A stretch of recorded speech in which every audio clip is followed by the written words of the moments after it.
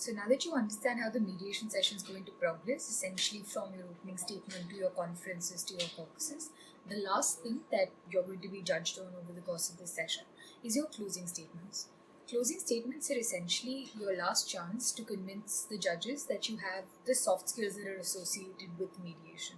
You're essentially expected to be nice, to be pleasant, and try and acknowledge the kind of contributions that have come to you from the other team. You're trying to acknowledge what the mediator has done both for your team and for them, and you're essentially just trying to convey that you've paid complete attention over the course of the mediation session and you know what's been going on around you over the course of the last 2 hours, 1.5 hours, whatever the format may dictate. So there's a couple of things that are expected of you over the course of a closing statement. The first thing is to acknowledge the contributions given to you by the opposite team and by the mediator. This could range from if, for example, a particularly creative suggestion came from the other team, which has made it easier for the session to progress, or if the counsel or the client on the other team has been very engaging and open to your suggestions and not created any roadblocks. Those are the sort of things you should be acknowledging over the course of your closing statement. You're also going to be looking to the mediator and saying thank you essentially for putting up with you over the course of the last 2 hours. You're going to acknowledge the fact that mediation isn't easy and that it's an immense burden placed on them to be unbiased, to be fair, and to maintain confidentiality regardless of how much information is given to them. So you acknowledge that and you thank them for the efforts they've made for you on this behalf. Essentially, there's a slight variation between how a client and a counsel would approach a closing statement.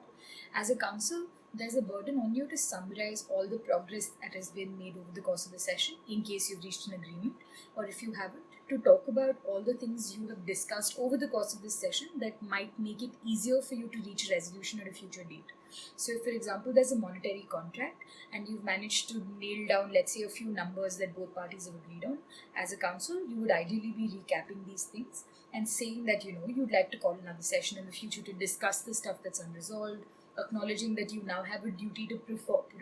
create a contract that deals with these details and that you'll do so and send it to the other party. Essentially summarize all the details within that mediation session that don't have to do with the emotions, the feelings, or the interaction between the clients themselves.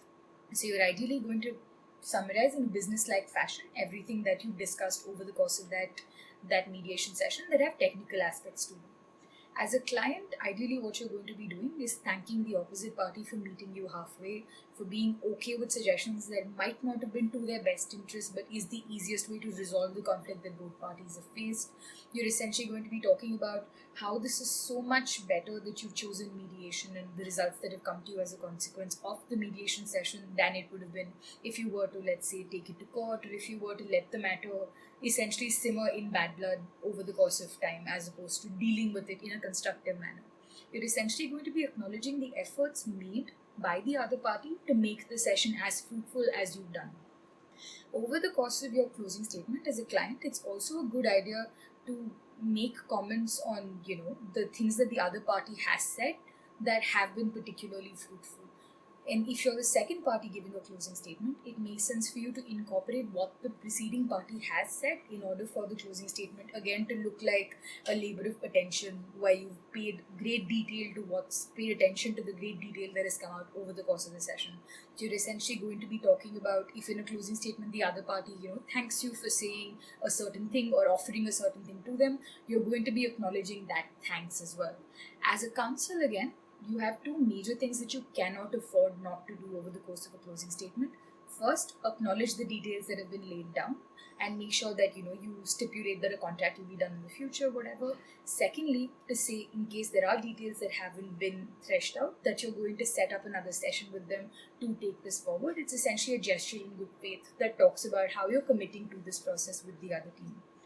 There are only two circumstances in which a session ends, right? First, you've come straight out of a conference, in which circumstance it becomes very easy for you to segue from a joint session into a closing because you can find an appropriate entry and then do whatever's been discussed so far. If, however, you have to jump to a closing statement right from a caucus as a consequence of not having time, it makes sense for the parties involved in that mediation session to then acknowledge that there are certain details that haven't come forward to each, but due to the nature of the session itself, confidentiality is a mandate, but you'd be interested in taking it forward through another session. So essentially, just try and be amenable to suggestions and making it easier for the other party to go away with a smile, basically, is what a concluding remark should be. And that's about it.